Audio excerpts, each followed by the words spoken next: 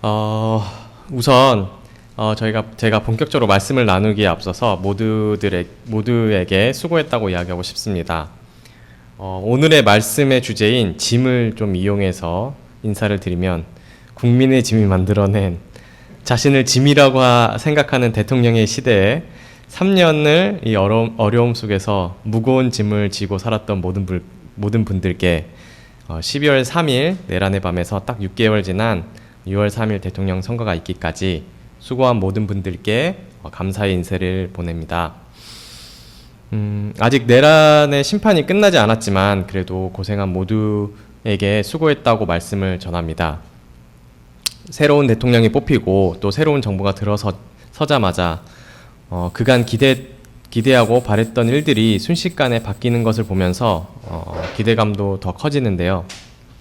무엇보다도 내란의 밤에 앞뒤를 가리지 않고 현장으로 나갔던 목사님께 이 자리를 빌어 다시 한번 감사의 인사를 드립니다. 네, 어쩌면 오늘 본문에 나온 우리의 짐을 목사님께서 져주신 게 아닌가 하는 생각도 들었습니다. 이렇게 오랜만에 또 공동체 설교를 하게 되었는데요. 말씀 나눔에 앞서서 또 지난 설교를 제가 딱 생각해 보면서 반성을 하게 되었습니다. 지난 설교는 제가 안부를 묻는다는 것에 대한 설교였는데 내가 그동안 여러분들께 안부를 물었을까 하는 생각에 또 마음의 짐처럼 이것들이 남아있기도 합니다. 말은 그렇게 해놓고 정작 실천은 하지 못했던 것 같고 그래서 오히려 다른 분들의 마음에 또 짐을 남긴 것 같기도 합니다. 오늘 본문에는 짐이라는 이야기가 나옵니다. 2절인데요. 여러분은 서로 남의 짐을 져 주십시오. 그렇게 하면 여러분이 그리스도의 법을 성취하실 것입니다. 라는 구절입니다. 혹시 이거를 그 전에 했었나요? 그전 않았죠? 네, 모르시죠? 네, 저도 잘 기억이 안 나는데.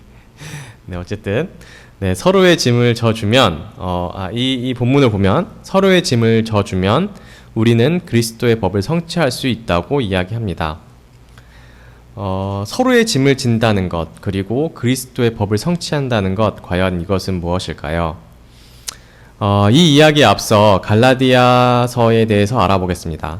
혹시 만약 틀린 게 있다면 목사님께서 잘 바로잡아 주시면 감사하겠습니다. 네. 갈라디아서는 바울이 1차 전도 여행에서 갈라디아 지방을 돌아다니면서 세운 교회들에게 보내는 편지입니다. 생각해보면 이 당시에 서신을 보낸다는 게 지금 저희가 보내는 그 편지를 보내는 것처럼 쉬운 일은 아니었을 것 같습니다. 서신을 보낸다는 것은 분명 무슨 일이 일어났다는 의미겠죠. 네. 그 일은 바로 교회의 내분이었습니다. 갈라디아 지방은 이방 사람들이 많은 교회였다고 합니다. 이들은 복음을 접해서 삶의 방향을 바꿨지만 그동안의 삶을 한 번에 바꾸기란 쉽지 않았을 것입니다.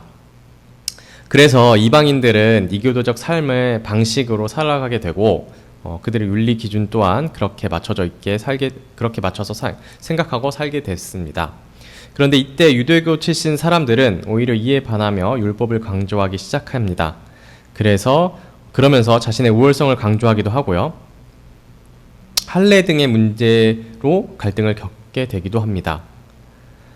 맞나요? 네. 네. 네. 말이 갈등이지 그 당시에 생각해 보면은 이 소식이 바울에게 가기까지 그리고 그 소식을 들은 바울이 편지를 쓰고 그것을 다시 갈라디아에 있는 교회들에게 전달할 때까지 얼마나 많은 그리고 얼마나 오랫동안 다투고 갈등하고 그랬겠습니까? 그러니까 바울은 할 말이 많았던 것 같습니다. 오늘 본문 뒤로 보면은 바울의 여러 가지 권고가 나오는데요. 지금 보면은 1장부터 5절까지 제가 이렇게 해놨는데 10절까지도 보면은 계속 바울의 어떤 권고가 나옵니다.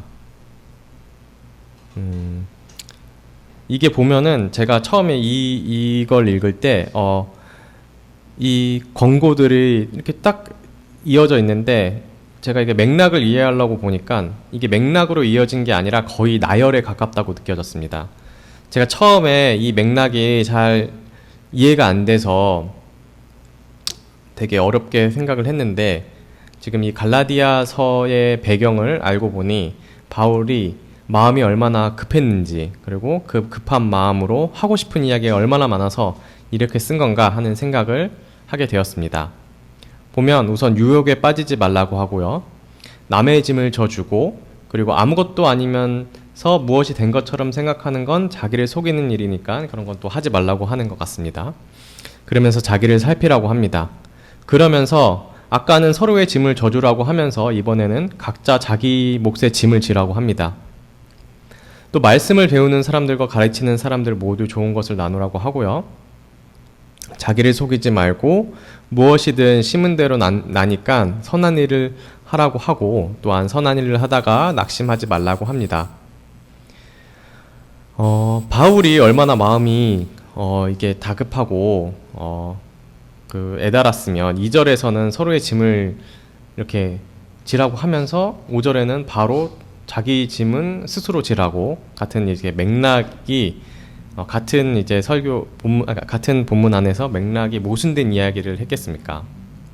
사실 오늘 설교의 구절을 선택하게 된 이유도, 제가 이거를 이번 주에 제가 이걸 예전에 이 맥락을 이해하지 못하고 두 개를 성경 안에 오류를 찾고 싶어 하는 마음으로 그것을 적었던 것 같습니다.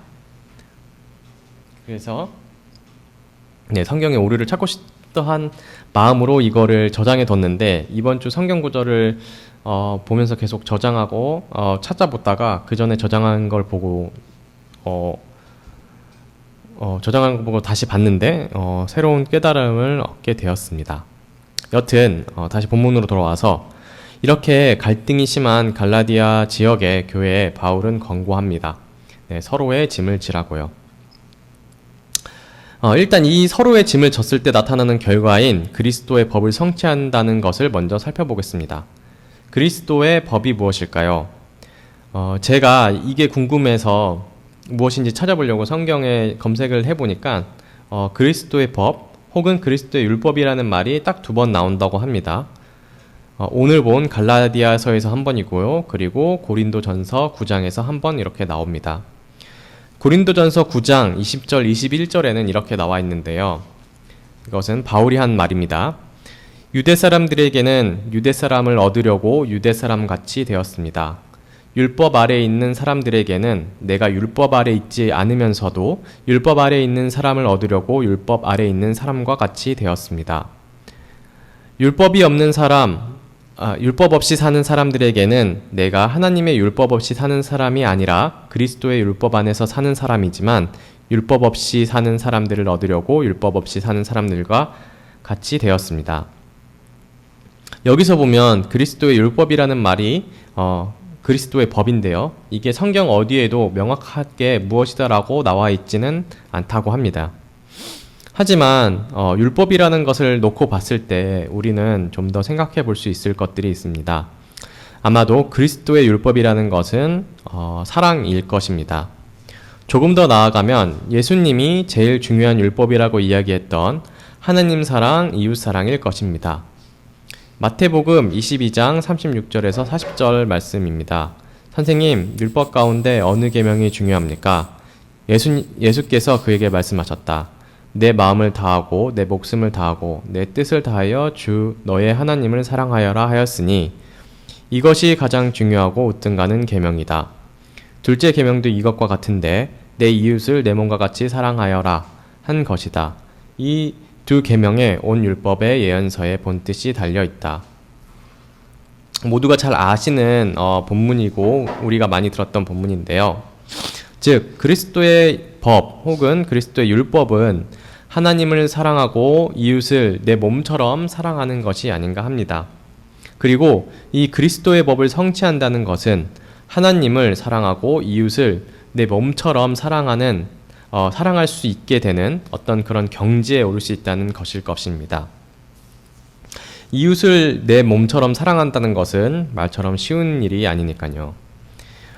다시 말하면 이웃의 짐을 진다면 그것은 곧 하나님 사랑이고 이웃을 사랑할 수 있게 된다는 말이 될 것입니다. 저희가 이웃의 짐을 졌을 때 나타나는 결과, 그리스도의 법을 성취한다는 것, 그것은 하나님을 사랑하고 또 이웃을 사랑하게 될 수 있는 그런 성취를 말할 수 있을 것입니다. 자, 이제 그러면 짐에 대해서 알아보겠습니다.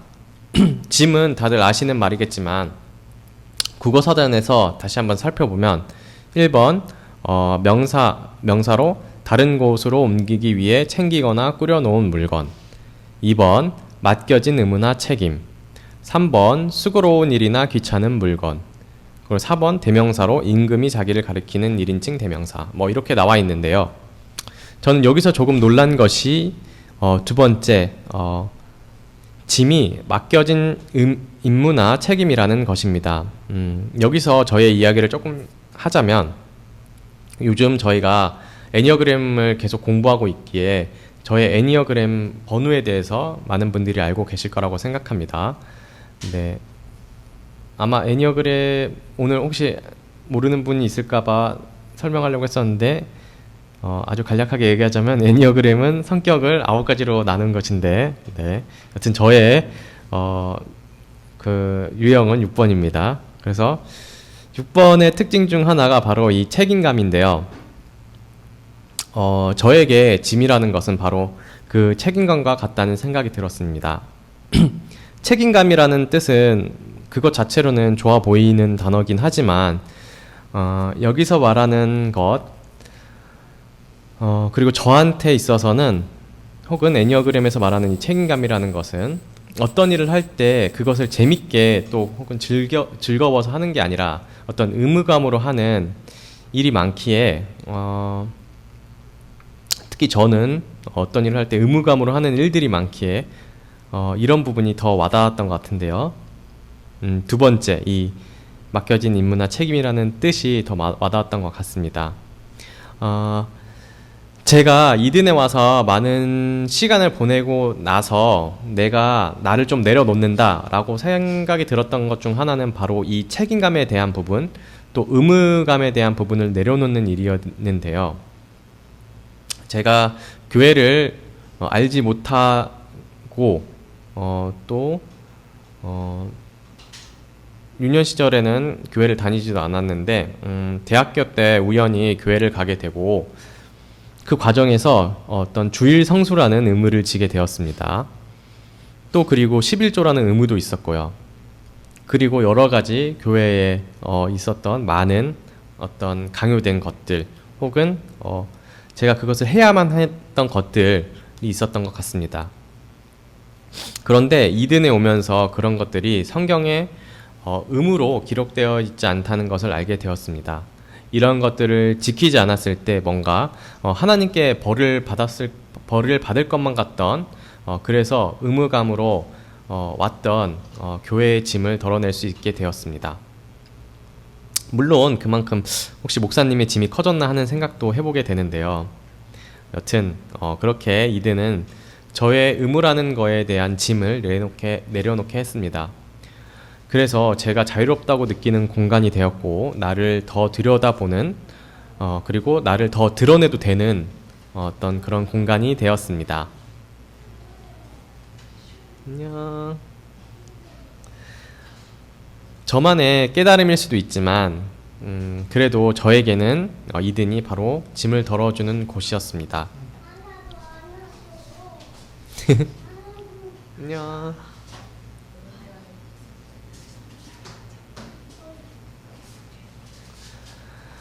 그래서 저는 여기서 조금 힌트를 얻게 되었습니다. 서로의 짐을 지라는 것은 어쩌면 서로에 대한 의무를, 또 서로에 대한 책임을 함께 지는 행위가 아닐까 하는 생각이 되었습니다. 책임이라는 단어는 조금 무서운 단어라고 생각하는데요. 혼자만 그것을 진다면 가혹할지도 모릅니다. 하지만 나눠 든다면 조금 가벼워질 것입니다. 그리고 또 하나의 힌트는 바로 애니어그램인데요. 어쩌면 서로의 짐은 애니어그램에서 말하는 거짓자, 그리고 그 거짓자가 만들어내는 역정 같은 것이 아닐까 하는 생각을 했습니다. 저희가 애니어그램 수업을 받으며 함께 받는 게 저는 참 좋다고 생각했습니다. 10년간 잘 알고 있다고 생각한 목사님을 다시 한번 볼 수 있었고, 어떤 소라자매의 모습에서 저의 모습을 발견하기도 하고, 8년 동안 가장 가깝게 지냈지만 그동안 이해하지 못했던 저의 와이프인 승주의 행동을 이해할 수도 있었습니다. 여러분은 그런 경험을 해본 적이 있는지 모르겠지만 저는 6번으로서 저의 모습이 어떨 땐 참 버겁다는 생각을 할 때가 있습니다. 아까 말했듯이 6번은 어떤 내가 하고 싶은 것보다는 내가 해야 할 것들을 먼저 하고 그것들이 우선시 되는 사람이라고 생각하는데요. 의무감에 제가 하고 싶은 것을 미루고 그리고 해야 되는 것을 먼저 하기도 했습니다. 그리고 또한 완벽한 선택지를 가져야 한다고 생각하기에 인터넷 쇼핑을 할 때면 페이지를 1번부터 끝까지 보고 결정을 못하기도 합니다. 물건을 사러 가면은 상가에 처음부터 끝까지 다 둘러봐야 되고요. 그런 저의 모습을 스스로 보면서 이건 아니지 하면서도, 그리고 벗어나고 싶다고 생각을 하면서도 또 똑같이 인터넷 쇼핑을 할 때는 다음 페이지를 클릭하고 있습니다. 이런 저라는 사람을 저는 쉽게 벗어나지 못할 때가 있는데요. 여러분은 또 그런지 잘 모르겠습니다. 근데 그럴 때 이제 승주가 저의 옆에서 훅 선택을 해버립니다. 물론 그때는 좀 이렇게 좀 마음에 안 들고 마음에 되게 힘들고 좀 그런데 지나고 나면은 그러게 뭐 별거 없었네 라는 생각을 하게 됩니다. 또 어차피 거기서 거기야, 그러니까는 마음에 드는 걸 골라 라고 이렇게 얘기를 하면은 또 그 말을 듣고, 또는 저는 이제 그 어떤 정보가 아니라 저의 마음에 귀를 기울이게 됩니다. 그리고 저는 계속 얘기했던 거지만 교회가 이든이 저의 안전망이라고 생각하면서 저는 그동안 하지 못했던 일도 할 수 있게 되었고요. 교회에서 저를 보는 교우들이 저에게 어떤 일을 할 때 제가 자신 없고 자신감 없을 때 저에게 지금 잘하고 있다,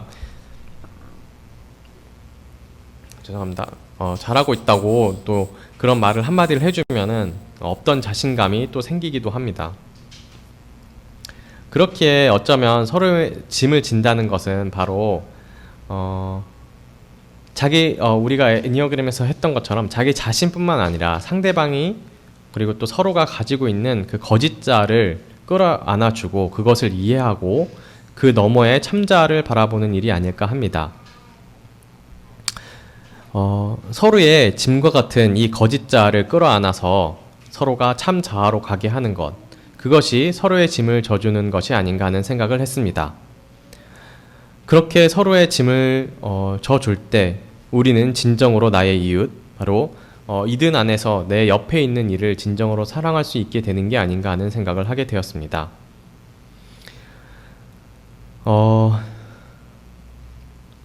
상대방의 그 스스로 돌아가는 행동의 메커니즘과 생각의 메커니즘을 이해하고 상대방을 끌어안을 때 우리는 서로를 진정으로 이해하고 또 서로를 진정으로 사랑할 수 있는 방법과 마음을 성취할 수 있게 되는 것인지도 모릅니다.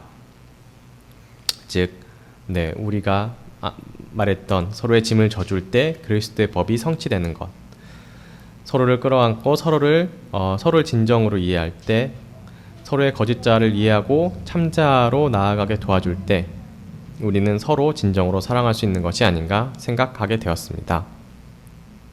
오늘 이 말이 또 한 번의 공허한 울림이 될 수도 있겠지만 그래도 우리가 서로를 이해하는 어떤 한 단추를 끼어가고 있으니 그 나머지 일들은 또 하나님께서 우리 안에 할 일들을 기대하게 됩니다. 이상 오늘 말씀을 나눔을 마치겠습니다.